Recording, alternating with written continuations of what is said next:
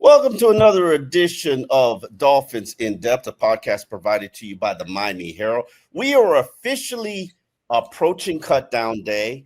Today is Monday. We are taping this at 4 o'clock, and the Dolphins have made 13 releases to our knowledge. We've also got a couple of players who will likely miss the season. And joining me to discuss all of that is Isaiah Smalls, Miami Dolphins beat reporter for the Miami Herald. Isaiah, let's start off with the cuts because we know that's what people want to hear about. The Dolphins so far have cut 13 players. Most of these are not surprises. Mike Boone, Aaron Shamplin, the running backs. We've got Jaylen McKenzie, Jackson Carman, Addison West, Mason Brooks, the offensive lineman, Ben Steele, the defensive lineman, cornerback Ethan Robinson, A.J. Henderson, tight end Chris Myrick, cornerback Cameron Dantzler.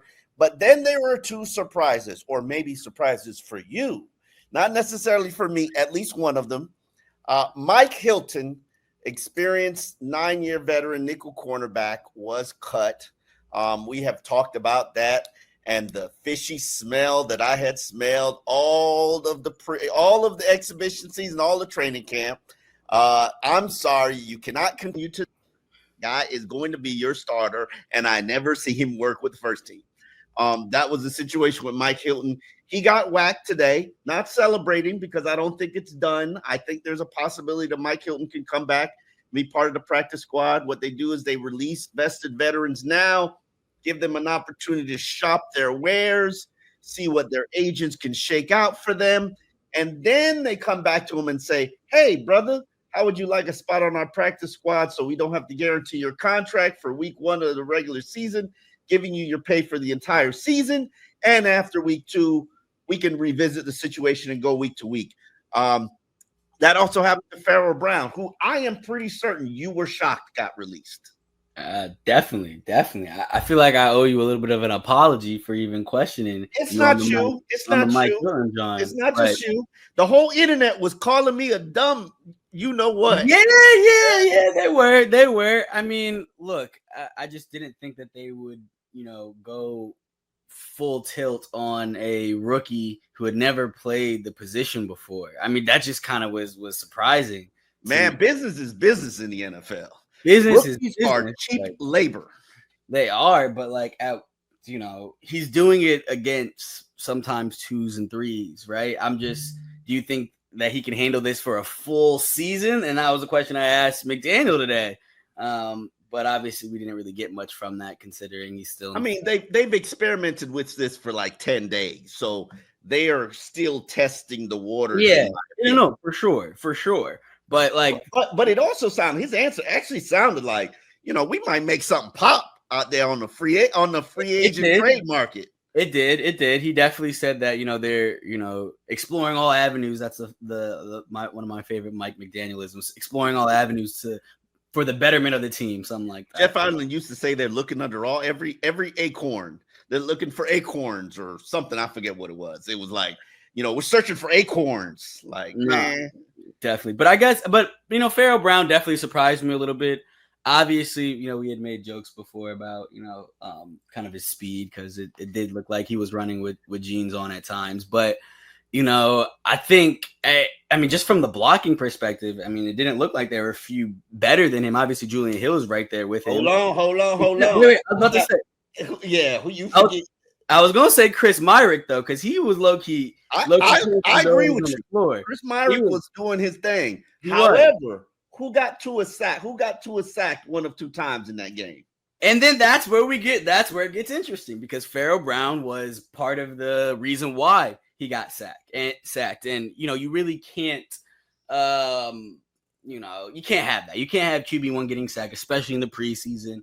And even more important, you can't be a fringe roster guy and let up a sack. So, it is what it is. If I'm hiring you, if I'm employing you, because you're supposedly the best inline blocker in the NFL, and that's what Pharaoh Brown called himself. That is, and then you lay a sack to a backup Jaguars defensive lineman, and my quarterback gets hit.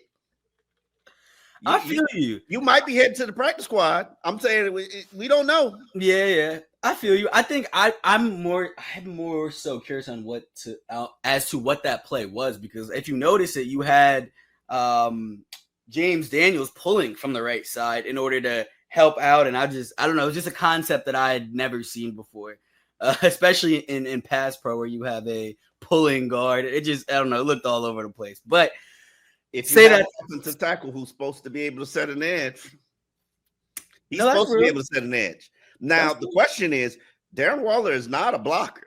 So you are riding that Julian Hill train. And I'm a little bit concerned about the Julian Hill train because he didn't play in the last 2 exhibition games. And I don't know if he played against the Lions. And no, he did not play against the Lions, because I remember I was thinking to myself, Julian Hill has not established himself to the point where we could take ourselves out of games unless this is an injury situation. Then, because he needs to work, then if we are taking Julian, if Julian Hill is battling an injury, Pharaoh Brown, what are we doing here? So, because we know Tanner Connor, who is safe at the present moment, he's not a blocker. He's actually a very subpar blocker. Just watching some of that film from Detroit had me in tears almost watching him block, because it was bad. He might have had a successful block, but I didn't see it. In tears? Are we really doing tears? In tears, man. I was so flabbergasted at his Damn, don't do kind of like that. I have to pull up my notes, but I have at least 3 instances. I know for a fact 3 instances where he whiffed. He either whiffed, didn't make a block, and someone made the play. It was bad. I got you. But again, the names that we've given you, I think maybe Chris Myrick, I'm a little bit surprised. I thought maybe backup fullback. I think he's an option for the practice squad unless they're absolutely in love with Hayden Rucci. And Hayden Rucci might be their practice squad tight end. He did make the practice squad last year. Yeah. I can honestly tell you I didn't see much from Hayden Rucci during the exhibition season. But, c'est la vie, who, you never know. And, of course, Mike McDaniel with his cryptic Yoda-esque answer about Darren Waller.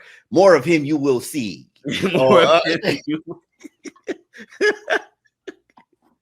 I'm sorry. That's funny. Hey, and look, it's funny because I should have came into that press conference with a Darren Waller question to literally put into my Darren Waller story that I had, but it was already up by the time the presser began. So, but I think it's as of right now. Right. And I'm going to say this now because I was looking back through how they've talked about, specifically how McDaniel talked about OBJ. It kind of mirrors it. Can't lie to you guys, in terms of him just speaking highly about the preparation aspect of it and him being ready for, whenever he returns. Right. And so from that perspective, it's a little bit concerning that we haven't seen Darren Waller, but at the same time, I will say that they've been kind of on course, right? They haven't backtracked yet. I'm being completely honest. They haven't backtracked yet. They've said from the very beginning, he maintained that he did not want, Waller's first week or so back to be in joint practices, right? Hold on. Let me point out to you how fishy and ludicrous that comment is. Go ahead. You can practice in a joint practice, but not participate in the 11-on-11 portion. Our first day of seeing Waller, he stretched. Yes. Then he did 1 period of position drills. Then day 3, he did the warm-up for the team. Mm-hmm. You telling me you couldn't do that 2 weeks ago? I don't know. I don't know. I look, I agree. I agree with you in theory, right? That he could have done it too. I am telling you right now, this smells Mike Hilton fishy-esque in terms of it don't smell right. Something my nose is activated. It don't smell right. From the very beginning, it don't smell right. It's like either he's nursing an injury, that's a back, a knee, that's something that's progressively you need to warm up like OBJ, or his mental head is not right. And the mental space is not where it needs to be. And we're working our way there. There's a picture circling the internet of Darren Waller looking on the bench like he was miserable. And it was taken from a video of him during the game. You know, maybe he was upset about the fact that he wasn't in the game or working or active or, you know, did warm-ups but wasn't, you know, I don't know what's going on. But my nose is activated. It don't smell right. Something about this don't smell right. I'm sorry, a guy can't come out of retirement and miss a month's worth of work. He has missed a month's worth of work coming out of retirement. And it's not like he was some fat slob. He's fit. He's physically fit. Yeah. Now, they say he knows the playbook. He's mastered everything. They talk favorably about him. But Tua, of all people, has not thrown a pass to him. And that, to me, was the most concerning aspect of it, because we know how big Tua is on chemistry, on relationships, all that stuff. And he even, you know, just for a point of clarification, he was throwing with OBJ, 100%. That was something that he was throwing OBJ when he was injured, sidelined by injury. They're both on injured crew. They could work together. And I wanted to address one thing about the OBJ situation. OBJ was washed. I ain't gonna say it too loud. He was washed. Let's be real about it. He was washed. You will never see OBJ again on the NFL field because oh, good Lord. The ability wasn't there anymore. Yeah. And whether it's the knee injury or not, the ability wasn't there. The headspace wasn't there. You know, they just decided to part with him middle of the season, you know, voluntarily on a night that OBJ was out late at what's the Salt Bay's restaurant and partying it up. Like, you know, let's be real about this OBJ situation. Like, OBJ was a little bit disgruntled that he had gotten leapfrogged on the depth chart by Malik Washington, but he was slow. Let's be real about it. So he couldn't help you. My question is can Darren Waller help you? Because something ain't smelling right. Why have I not seen him run routes, catch passes? So it's not just Darren Waller's situation. That's a little bit of a mystery. We've got two injuries that will likely impact the Dolphins season opener against the Indianapolis Colts.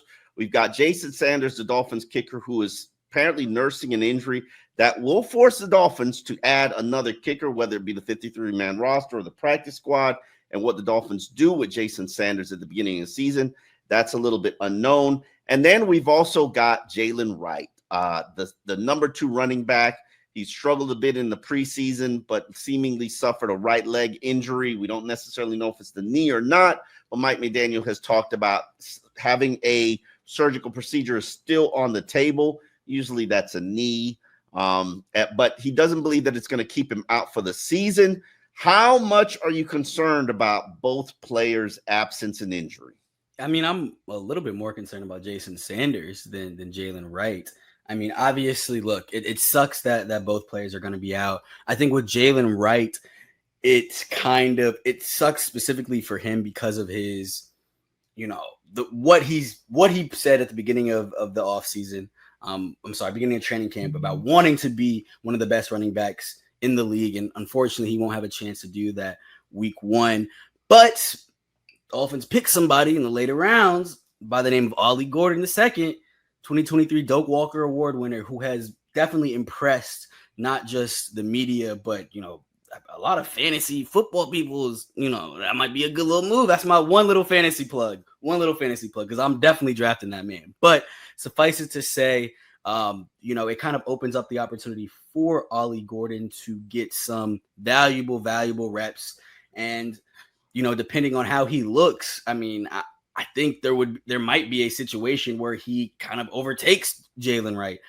in that RB race. Now, I know Mike McDaniel doesn't like having competitions and all that stuff.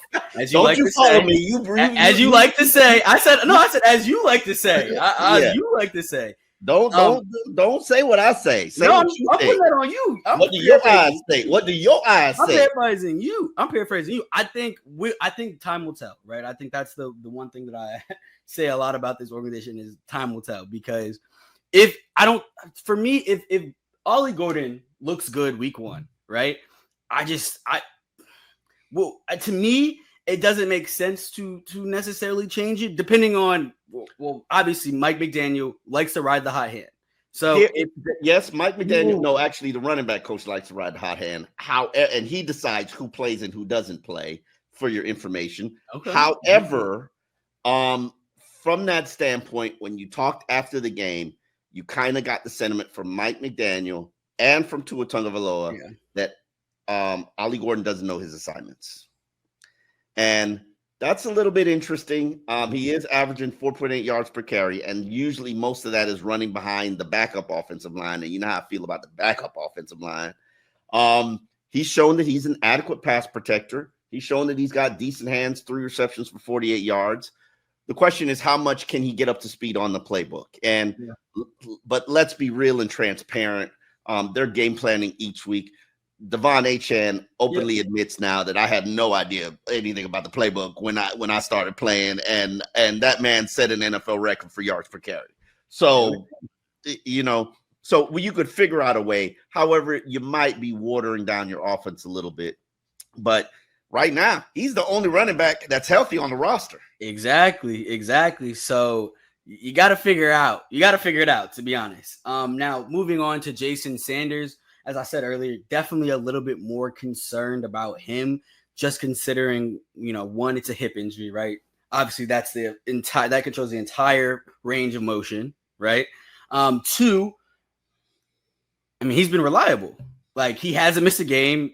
I think he was converting 85% of his field goals, 90-something, high 90% of his extra points. So he's reliable. And so it's difficult to kind of find somebody. Granted, it's a kicker, that it might be a position that on the surface seems easy, but at the same time, you can lose hella games by not having a good kicker, right? And so just to take away somebody that is that reliable from this, team, I think it's gonna suck, and we'll have to figure out who the guy will be. There's several kickers available, but just my name them. You want me to name them? Give me the list. All right, I got the list right here. Some of the Michael Bagley was the one that immediately jumped out. University of Miami. Matt Prater, Eddie Pinheiro. I think you got Prater at University of Miami too. I'm not sure, but go ahead. Cade York, Austin Siebert, and Zane Gonzalez are some of the names available. Of course, there is a once great kicker that used to, do some things for the Baltimore Ravens, but he probably should not be brought in for various reasons. But I don't know. I think this is not obviously the way you want to start your season, right? Having guys either on the lam or people I don't know, man. I don't like the fact that, one, you're missing the one of the main guys on your offensive line, right? 2, Austin Jackson. 2, that the tight end position that, was really a strong point for you last year. Now it's a little bit influx considering we don't know what's going on with Darren Waller. And, as you said, your spidey senses are tingling. 3, we still haven't seen Tyreek Hill. And I'm pretty sure we probably should have asked about that today, but I just assumed that we'd see him tomorrow. I haven't seen Tyreek Hill playing an exhibition game in his 4 seasons here. But no, I'm not saying we haven't seen him. We've seen him. We just haven't seen him. We haven't seen him on the field, and that's what I'm talking about. I'm talking about him being on the field, at the very least doing something in practice. Look, I understand that he's one of those, primetime plays, but we've talked consistently ad nauseum even about specifically Tua's ability to, he needs chemistry. And so not to say that they don't have chemistry. I'm not trying to feed that narrative like, oh, they're beefing, blah, blah, blah. But what I am trying to say is that you still need reps. Even if you've thrown for a guy for years, you still need reps just to, Tua says he's going to get it this week. Tua says he's going to get it this week. And let's hope so. From his lips to Tua God's said ears. he's going to get it this week. From he said, all my guys coming back this week. Let's hope so. He's the boss. He's the boss. So if he said you coming back this week, Tyreek, you coming back this week. I'm just being real with you. I feel you, but I'll believe it when I see it. All right. And Achan too, but Achan I'm a little bit more worried about because of the calf injury. Exactly. Let's be real. I mean, but every team has got injuries.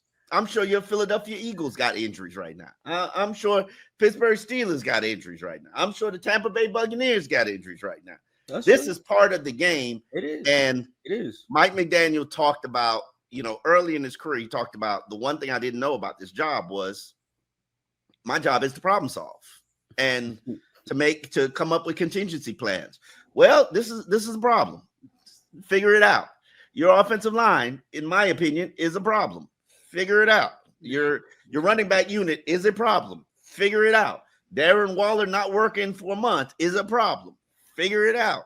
Your cornerback unit, it's a problem. Figure it out. But how many? Okay. So you just list like 5 problems. Your kicker is a problem. Figure it out. Your running back unit is a problem. How many? Look, imagine he's juggling balls, right? Yeah, man. So what you just threw like 4 or 5 more balls in there. Yeah. At what point is it like? It's the job. It's the job. Go find you a new kicker. Go claim you a new running back. Go sign a veteran, a cornerback. Go get Kendall Lamb back on your roster. Go re-sign Jeff Wilson. Get Kendall Lamb back on your practice squad. Go figure out what get Pharaoh Brown to convince him to be on your practice squad. This is the job. This is your job. That's why I signed up for it. That's right. This is what comes with it. Now, I have, based on my math, where you have 16 practice squad spots. You got 53 50-man roster spots. I can pretty much indicate that there are 4 guys probably going to IR in Austin Davis. Liam Eichenberg's already on the PUP. That means he's not going to be taken off the PUP. So he's going to begin the season and not count against your IR. Who's the first name you said? Ashton Davis. Ashton Davis. Okay. Ashton Davis. Okay. We've got Jaylen Wright, who smells like he's headed to IR. Yikes. And then you pretty much have Ethan Bonner. Okay. Don't know if he's going to IR or not. And you got Andrew Meyer. Don't know what the situation is with him with his elbow injury. Mm-hmm. But based on my math, 53-man roster spot, 16 on practice squad, 13 of players already been cut. Cameron Dantzler, Chris Myrick, tight end Pharaoh Brown, AJ Henning, young rookie wide receiver, Ethan Robinson, cornerback, Addison West, Mason Brooks, offensive lineman, Ben Steele, Jackson Carman, Jaylen McKenzie, Mike Hilton, and the 2 running backs, Aaron Shamplin and Mike Boone. 13 players cut that we know of right now. You have 8 more cuts to make, not factoring into your practice squad. Mm-hmm. Who is still waiting to get that call from the Grim Reaper? I hate to be that guy, but I mean, probably Cam Smith, unfortunately. Even though I know you said Chris Greer doesn't cut his draft picks. Chris Greer doesn't cut his draft picks. But I think the bigger question is, God forbid something happens to the cornerback room like what happened to the running back room, right? And now you're left. Cam Smith. You said what? Which is why you keep Cam Smith. Is that why you keep Cam Smith? And because he actually knows Gunner. I think you keep Cam Smith. You think you keep Cam Smith? At this point, yes, because he can serve as a gunner. Okay. The young cornerback, Cornell Armstrong, he could be on my practice squad, but I only have like spots for I think 4 vested veterans on practice squad, 4 or 6, I can't remember. I am leaning towards them keeping Dante Traders probably headed to IR. Yeah. I am leaning towards them keeping Cam Smith because for now, for the first wave, because do you know if you're going to be able to claim or sign a veteran with more talent than Cam Smith? I know it hasn't panned out for you, but is what you're going to get better than what you can receive? I'm holding on right now. I mean, I would say kinda. Yes. I'd actually be firm in that, only because, again, like if the cornerback room, which has been hit by injuries, if it's decimated, Sheffield, yes, Ethan Bonner, yes, they're both down. Cater Kohu out for the season. Artie Burns out for the season. Yeah, we're not talking about them. We moved on. BJ Adams that's a little surprising to me that he hasn't been released yet. Are we talking about practice squad here? The safeties have not been released yet. And Jordan Colbert, John Saunders, Patrick McMorris, Isaiah Johnson has not been released yet. That's a little bit surprising for me. I expected more from Isaiah Johnson this exhibition season, and I did not get it. I didn't think that he necessarily. First of all, they had him playing all over. I think they might keep him. They had him playing. I don't want your excuses. I thought he was boundary.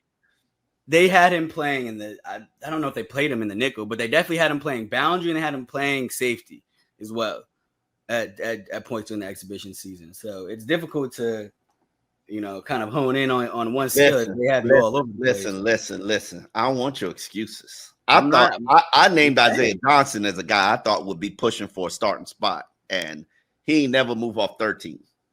Yeah, that's right. I like him. He can do more. If they keep him, that's fine. Channing Tindall. You think he's getting the axe? I don't. Mike talked about guys being on the game day roster. Okay. Now, there's no reason Channing Tindall should be on the game day roster because you got 4 inside linebackers. The question is, if something happens to one of the 4, what do you do? And Channing, I think he's a pretty solid special teams player. Question is, Anthony Walker got cut. I did see that by Tampa Bay. Week 2. Let me holler at you from a practice squad, homie. Like, let me see what we can do. What we can work out over here.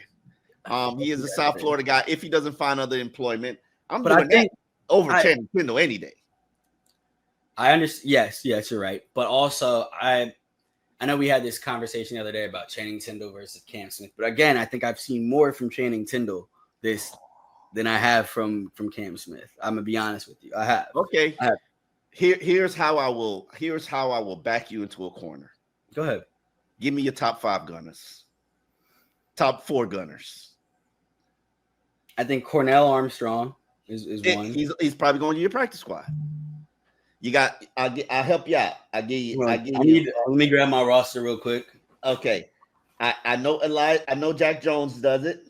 Elijah Campbell is your top 1. So Elijah Campbell, Jack Jones.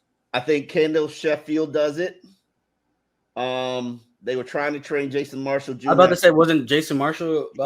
He might be more valuable than that right now. Okay. That's why my point is. That's why I think you have to keep and maybe Nick Westbrook-Akine, but you probably got to keep Cam Smith because you were a little light on Gunner. You were a little light. Oh yeah, this is Izukama can't do it either. Good Lord. Yeah, no, Izukama, come on, man. I'm just reading the names. I'm like, I don't think. Yeah, I mean, actually, Izukama can do it. He can actually play gunner. The question is, are you practice squatting Izukama like you did last year? And I would assume maybe you are. I think I'm gonna give you your props because I think there is a run of Dolphins players, undrafted rookies, making this 53-man roster that runs back to at least 2008 when Devon Bess got here. That's as long every year an undrafted rookie makes his team. This will be the first year that doesn't happen unless they keep Theo Weiss Jr. And I think he's the best chance. He's got the best chance unless they feel like John Sanders Jr. or BJ Adams are better in terms of helping them on special teams. So this might be the year the streak ends. So, and I think if one guy has a chance to keep the streak alive, it would be Theo Weiss Jr. So We shall see. It's for not sure. done. The roster needs to be cut formally down to 53. And then you add the practice squad guys the next day. That has to be done by Tuesday at 4 p.m. So we will be back for another podcast, more than likely after 4 p.m. on Tuesday, kind of breaking down what this roster looks like. And then we've got Chris Greer coming to face the music with the media on Wednesday. I can't wait for that one. That's gonna be a good one. Yeah, I'm going to try to ask non-offensive line questions. So, people can not say that, we got a little bit more worried about it than we are. Like, yeah. Look, I'll ask them. I got questions about that. I got questions about corner. Yeah. I got questions. I'm interested to see what happens in the coming hours because Chris Greer is Trader Joe when it comes to this time of year, and we haven't had a trade yet. So we shall see. We're on the watch. On that note, Dolphins in Depth, we are out. We will see you back tomorrow.